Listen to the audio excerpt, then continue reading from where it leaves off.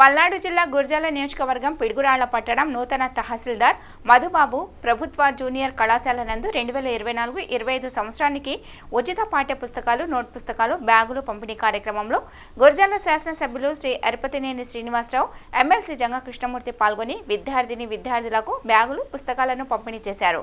అనంతరం కళాశాలలోని తరగతి గదులను మరియు కళాశాల ప్రాంగణంలో స్కిల్ డెవలప్మెంట్ సెంటర్ని పరిశీలించారు. ఈ కార్యక్రమంలోని నియోజకవర్గ పరిశీలకులు కల్లం రాజశేఖర్ రెడ్డి, పిడుగురాళ్ల మండల నూతన తహసీల్దార్ పి మధుబాబు, కళాశాల సిబ్బంది తదితరులు పాల్గొనడం జరిగింది.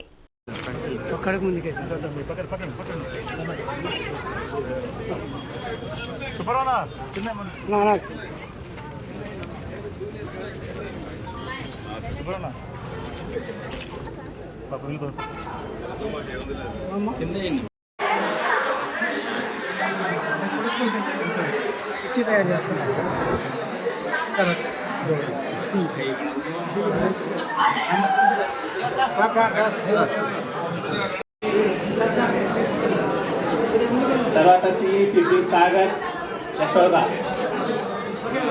సాగర్ యశోద యశోద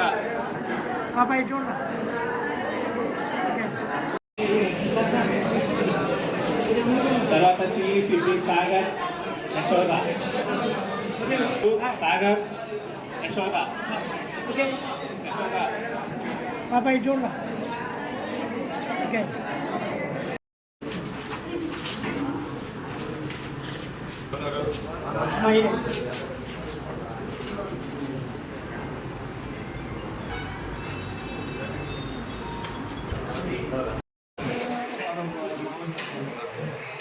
सचिवालय वाले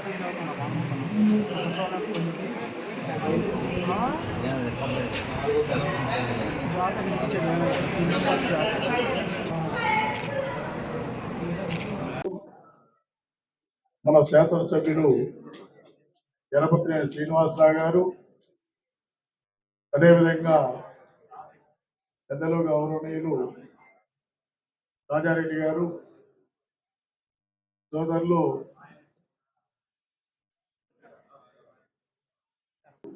అదేవిధంగా సోదరులందరికీ కూడా నమస్కారాలు. ఈ కార్యక్రమంలో భాగస్వాములైనటువంటి గ్రామ పెద్దలకి, పాత్రికేయ మిత్రులకు, విద్యార్థులకు అందరికీ కూడా నమస్కారాలు తెలియజేస్తున్నాను. చాలా మనిషికి ఒక గౌరవం, వికాసం, అన్ని విధాల అభివృద్ధి చెందడానికి విద్య చాలా ప్రధానమైంది. మరీ ముఖ్యంగా ఈ పరిస్థితిలో చూసుకుంటే చాలా ప్రాధాన్యతను కూడా సంచరించుకునే పరిస్థితి, నైపుణ్యంతో కూడినటువంటి విద్యా విధానాన్ని విద్యార్థులు కూడా పొందాలి. ఈ రోజున మనం చూస్తున్నాం, ప్రభుత్వ పాఠశాలకు సంబంధించి, ప్రైవేటు పాఠశాలకు సంబంధించి చాలా వ్యత్యాసాలు కనపడుతున్నాయి. ఏదైతే రాజ్యాంగబద్ధంగా మనకి విద్యకు సంబంధించి కానివ్వండి, వైద్యానికి సంబంధించి కానివ్వండి, అందించాల్సినటువంటి మేరకు ఈ విద్యా విధానాలు అందట్లేని విషయం కూడా మీ అందరికీ తెలిసినటువంటి విషయమే. మరి ముఖ్యంగా ప్రస్తుత పరిస్థితులు చూస్తే గ్రామాల్లో కానివ్వండి, వెనుకబడిన ప్రాంతాలకు సంబంధించి చూస్తే ప్రైవేటు కళాశాలలకి, ప్రైవేటు సంబంధించినటువంటి విద్యా సంస్థలందు ఆర్థికంగా వెసులుబాటు ఉన్నటువంటి కొంతమంది మాత్రమే వాటిలో చదువుకోగలుగుతున్నారు. కానీ మిగిలిన వారందరూ కూడా వాస్తవ రూపం చూసుకున్నట్లయితే మనం గ్రామాల్లో కానివ్వండి, అనేక మంది కళాశాలకు సంబంధించి కానివ్వండి, ఈ యొక్క పాఠశాలలో, ఈ విద్యా సంస్థలో చదివేట్టు, గవర్నమెంట్ విద్యా సంస్థలో చదివేట్టు వాళ్ళు అత్యధికంగా ఎస్సీ, ఎస్టీ, బీసీ, మైనార్టీ సంబంధించినటువంటి పిల్లల విషయం కూడా మనం గమనిస్తాం. అందుకనే విద్యా విధానంలో మార్పు రావాలి, విద్యకు ఇంకా ప్రాధాన్యత ఇవ్వాలి. ఈ గ్లోబలైజేషన్లో నైపుణ్యంతో కూడినటువంటి విద్యా విధానం రావాల్సినటువంటి అవసరం ఉంది. ఎందుకంటే గ్రామాల నుంచి వచ్చారు మనందరం కూడా. దాదాపు చిన్న పట్టణమైనప్పుడు కూడా అందరూ కూడా వ్యవసాయంపై ఆధారపడినటువంటి వాళ్ళు మనం. వ్యవసాయానికి ప్రాధాన్యత తగ్గింది. వ్యవసాయంలో కూడా ఆధునికరమైనటువంటి అనేకమైనటువంటి మెకనైజేషన్ మూలం కూడా దానిపై ఆధారపడి జీవించే వాళ్ళు కూడా తక్కువ సంఖ్యలో ఉన్నాం.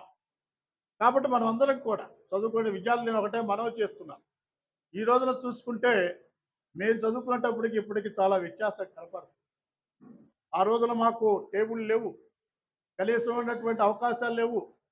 మేము కూర్చొని చదువుకునేటప్పుడు పైన ఏదో చిల్లులు పడి నీళ్లు కూడా వచ్చేటి, వర్షం పడినప్పుడు నీళ్ళు వచ్చే పరిస్థితి. కానీ అనేక అవకాశాలు మీకు ఇచ్చారు ఈ రోజున.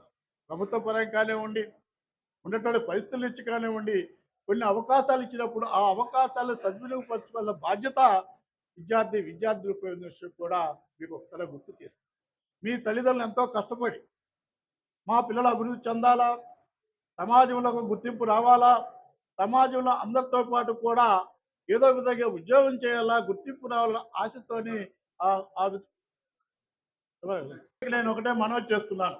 విద్యార్థులందరూ కూడా ఒక విజన్ ఉండాలా. జీవితంలో మనకు సాధించాలా, కళలు కనాల. అబ్దుల్ కలాం గారు చెప్తాడు, ప్రతి మనిషి కూడా కళ కనాల. ఈ విధంగా నేను అభివృద్ధి చెందాలి, నా గోల్ అనేది తప్పనిసరి కూడా విద్యార్థులు నిర్ణయించుకోవాల్సిన అవసరం ఉంది. అవకాశాలను కూడా సద్వినియోగపరచుకోవాలి. మీరు కూడా ఉన్నటువంటి ఈ గ్లోబలైజేషన్ సంబంధించి ఉన్నటువంటి పరిస్థితులు కూడా అర్థం చేసుకొని ముందుకెళ్లాల్సిన అవసరం ఉంది. కాబట్టి మీరందరూ కూడా ఆలోచించండి. ఒక తడవ మన తల్లిదండ్రులు మనల్ని ఎందుకు ఇక్కడ పంపారు, మన జీవితం ఏంటి, మనం ఏ విధంగా అభివృద్ధి చెందాలా, ఉండేటువంటి అవకాశాలు ఏ విధంగా ఉపయోగపెట్టుకొని మనం ఈ సమాజంలో భావిభారత పౌరులుగా ఉండాలనే ఆలోచన చేయాల్సినటువంటి మీ అందరికీ మనవి చేస్తున్నాను. చాలా సంతోషం.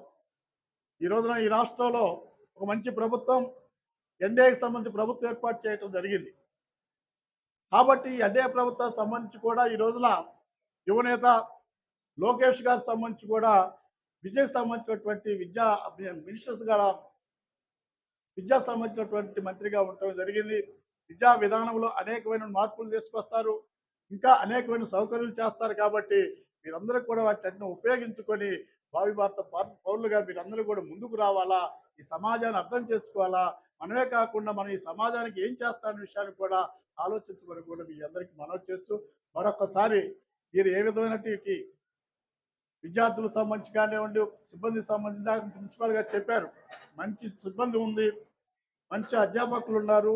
కాబట్టి మీరందరూ కూడా సిబ్బందికి కూడా నేను ఒకసారి మనస్ఫూర్తిగా నమస్కారాలు తెలియజేస్తున్నాను. తప్పనిసరి కూడా ఇందాక శాసనసభ్యులు గారు మాట్లాడారు.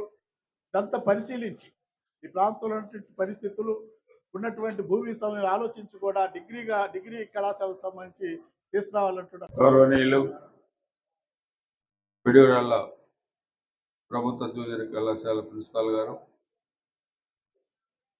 వేదిక మీద ఉన్న పెద్దలు, శాసన మండలి సభ్యులు తంగా కృష్ణమూర్తి గారు, పెద్దలు రాజశేఖర రెడ్డి గారు, ఈరోజే పిడిగురాళ్ళ తహసీల్దార్గా బాధ్యతలు తీసుకున్న మధుబాబు గారు, అదేవిధంగా మన్నం పుల్లారెడ్డి జిల్లా పరిషత్ హై స్కూల్ హెచ్ఎం గారు, ఇంకా వేదిక మీద ఉన్న పెద్దలు, ఈరోజు రాష్ట్ర ప్రభుత్వం మన విద్యార్థులకి పాఠ్య పుస్తకాల పంపిణీ కార్యక్రమాన్ని కూడా రాష్ట్ర వ్యాప్తంగా చేపట్టింది. గత 5 సంవత్సరాలు మనం చూస్తే విద్యా వ్యవస్థని ఏ విధంగా గత ప్రభుత్వం నిర్వీర్యం చేశారు, ఈ వ్యవస్థలో ఏవేవో మార్పులు చేయాలని చెప్పి చాలా వరకు దానికి ఇబ్బందులు కూడా గురి చేశారు. నాడు నేడు పెట్టి రంగులేసి బిల్లులు చేస్తున్నారు తప్పితే కనీసం టీచర్స్ని లేకపోతే ప్రిన్సిపాల్స్ని గౌరవించే విధానం కూడా గత ప్రభుత్వం చేయలేకపోయింది. నిర్బంధంగా పీక నొక్కేసింది. రోడ్ల మీద కూడా రాని పరిస్థితిలో వాళ్ళని తీసుకెళ్లి వైన్ షాపుల దగ్గర లేదా టాయిలెట్ ఫోటోలు తీసి పంపించమంటాం, ఇవన్నీ కూడా చేశారు. మనం ఒకసారి చూస్తే ఈరోజు ఎన్డీఏ ప్రభుత్వం వచ్చిన తర్వాత గౌరవ చంద్రబాబు నాయుడు గారు ముఖ్యమంత్రిగా, పవన్ కళ్యాణ్ గారు ఉప ముఖ్యమంత్రిగా, అదేవిధంగా తెలుగుదేశం, జనసేన, భారతీయ జనతా పార్టీల కూటమి ప్రభుత్వం వచ్చిన తర్వాత ఈరోజు ఈ శాఖని గౌరవ లోకేష్ గారు తీసుకున్న తర్వాత రాష్ట్రంలో విద్యా వ్యవస్థని మెరుగుపరిచేదాన్ని కూడా ఈరోజు ఈ ప్రభుత్వం చర్యలు తీసుకుంది. దానిలో భాగంగానే విద్యార్థుల్లో నైపుణ్యత పెంచి వాళ్ళకి బాగా చదువుకొని సమాజంలో రాణించే విధంగా కూడా ఈ ప్రభుత్వం చర్యలు తీసుకుంటుంది. గత 5 సంవత్సరాల్లో ఉద్యోగాలు కూడా లేవు, చదువుకునే పిల్లలకు ఉద్యోగాలు లేవు, బయట ప్రాంతాలకు వెళ్ళి ఉద్యోగాలు చేసుకోవాల్సిన పరిస్థితుల్లో మరలా అస్తవ్యస్తమైన రాష్ట్రాన్ని ప్రగతి పట్టాలపై ఎక్కించేదానికి ఈ ప్రభుత్వం కృషి చేస్తూ ఉంది. దానిలో మొట్టమొదటిది విద్యా వ్యవస్థ.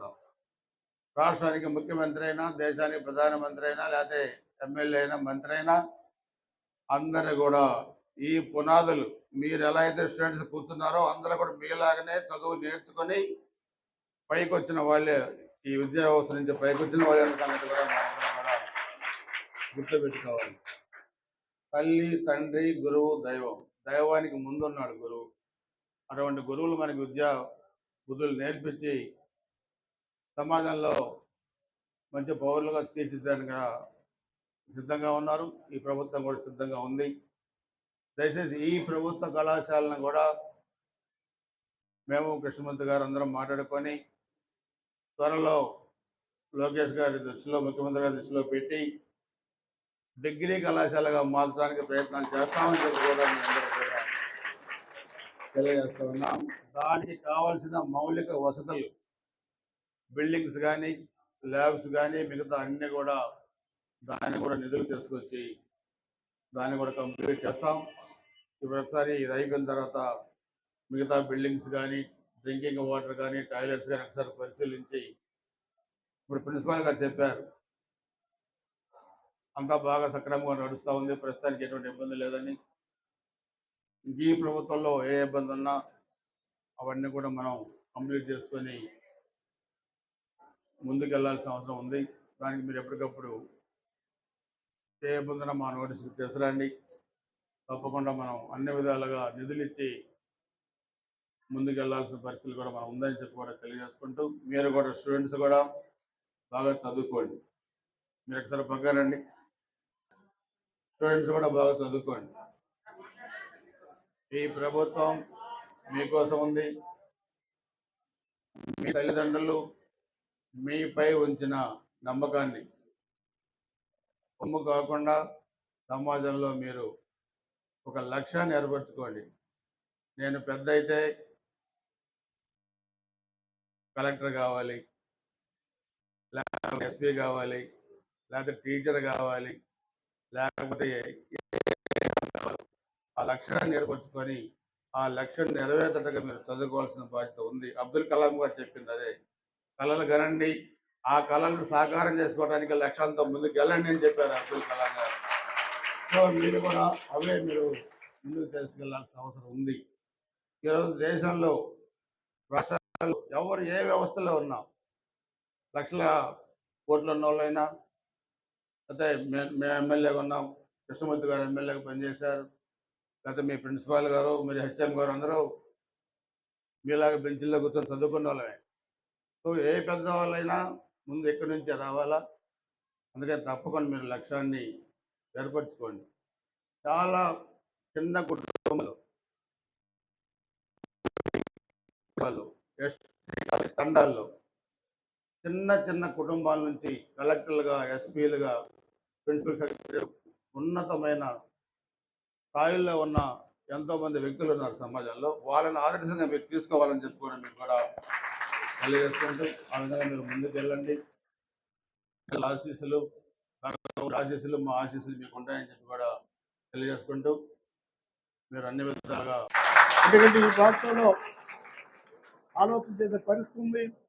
మీరు తప్పనిసరి కూడా మీరు సిబ్బంది చెప్పినటువంటి మీ అధ్యాపకులు చెప్పినటువంటి విధానంగా మీరు నడుచుకోవాల్సిన అవసరం ఉంది. ఇప్పుడే ఇది ఇంటర్మీడియట్ సంబంధించినటువంటి విద్యార్థులు మీరందరూ జీవితంలో మనం ఏ విధంగా అభివృద్ధి చెందాలా, మన గోల్ అనేది కూడా నిర్ణయించుకోవాల్సిన అవసరం ఉంది కూడా మీ అందరికీ మనవి చేస్తూ మరొకసారి సిబ్బందికి, కళాశాల సిబ్బందికి, మీ అందరికీ వచ్చిన పెద్దలందరికీ కూడా నా హృదయపూర్వక ధన్యవాదాలు తెలియజేస్తూ సెలవు తీసుకుంటున్నాను.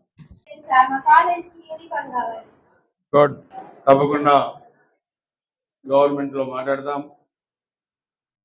ఒకవేళ లేట్ అయినా ఎవరైనా దాతలను చూసి మీకు యూనిఫామ్ ఇచ్చే బాధ్యతలు తీసుకుంటామని చెప్పి కూడా తెలియజేస్తాను.